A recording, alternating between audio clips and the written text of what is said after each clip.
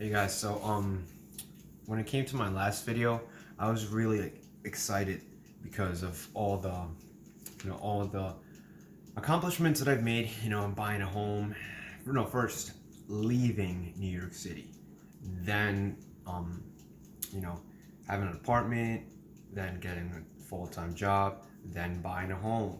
So, I mean, I didn't expect to do all that. I mean, at least not buy the home within 1 year. I was basically planning to just have like a 1 year apartment lease, save money as much as I can, probably save between like seven to $1,000 a month. How do I do that? Because I don't have much expenses. I don't have children. Very. I have about under $1,000 in credit card debt. Probably like what, $600 or something, I think.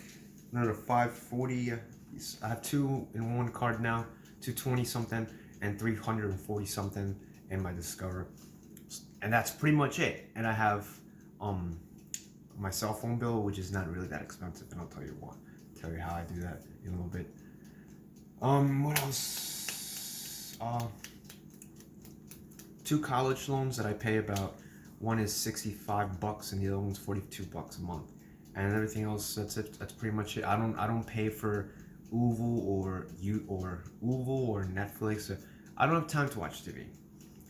I want to work and make money and just produce. I need to be producing. So, with that being said, right, all the free time that I have, all the all the low costs of that I have to keep me alive, to keep my lifestyle alive, right? Because I'm not a person that really needs much to live and be entertained. Yeah, I have very little cost. I also eat a lot of chicken. Let me show you. All I do is I eat a whole lot of chicken. Yeah, I'm giving you my plan of how I love New York, and I'm showing you what I eat. Pretty much what I eat every day. Okay, that's how I stay. Well, I'm a little fat, but you get the drift. So, with all that being said and done, I wasn't really expecting to buy a home. So, I was gonna plan to save more. I already came here with a big load of savings and investments and just money. So I didn't know that I was gonna buy a home, and all of a sudden I was just looking. I was just being curious, just looking around, see what's going on out there. And then some guy calls me and he's like, "What if I can find you a home within the next within a month or within a month and a half?" And I'm like, "Are you sure about that? I mean, I'm already pretty much I was okay by that time. I was alright driving 30 miles to and back from work. I mean, it's 60 miles a day. That's a lot, but I got used to it. I was like, you know what, freaking out. I'm already used to it." And he's like, and then I was like, sure, okay, I'm only putting 50 grand down. No more, no less. That's it, buddy. No more. I'm not going anywhere else. He's like, we can do that. I'm like, okay, so whatever. And then here I am. So I ended up putting a little, like 20 grand more.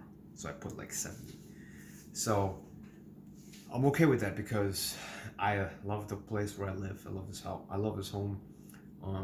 It's my first home ever, and it's only about 8.5 miles away from my job.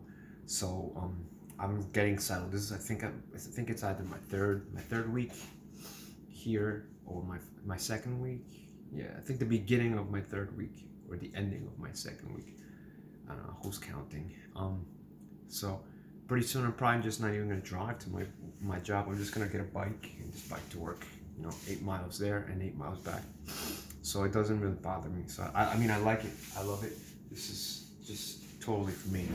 So and yeah, I mean, I had good credit, had a large down payment, steady job, steady income, and my profession didn't change. I'm in the corporate fitness realm. My profession didn't change for about four or 5 years. So I had that. They look at that. So if you do change your profession, so like if you're a firefighter and then you become a free lawyer right away, it kind of like, doesn't look that good when you're trying to apply for a mortgage. And with that being said, that's pretty much it. Yeah, I know I'm gonna make another video about how, if you're a native New Yorker, or maybe, you know, not just for New Yorkers, if you live in another country or another state and you want to get out of that state, because what I can tell you is that, listen,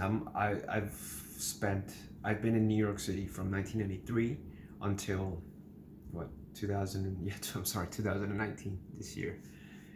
I've been in New York City from 1993 until 2019.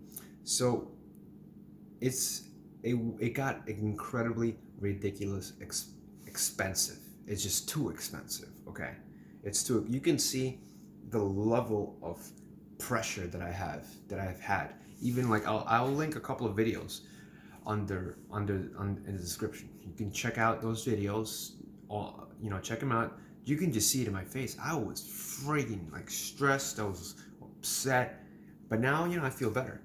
But anyways, it's what I'm saying is that the level of stress and costs in New York City, oh my God, it's not. You could even be making $50,000 a year, and if you don't know how to use that money, you're gonna give yourself a hard time.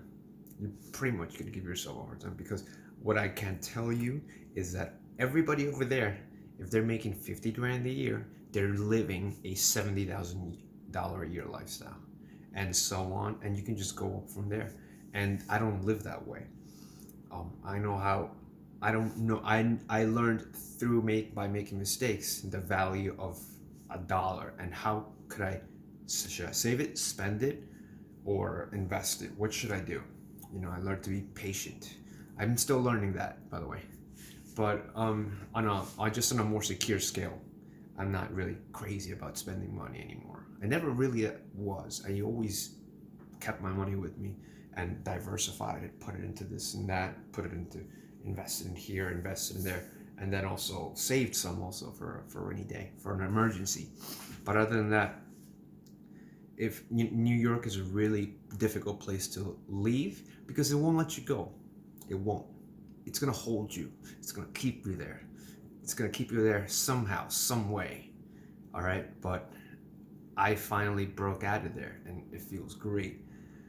It feels so great, so amazing, that it feels too good to be true. That it feels like part of me is so well grounded into the struggle, into the daily struggle, the daily desperation of wanting to leave New York City, that it's like, no, this can't be true. This is not. None of this is true. None of this exists. This is not real for me, right?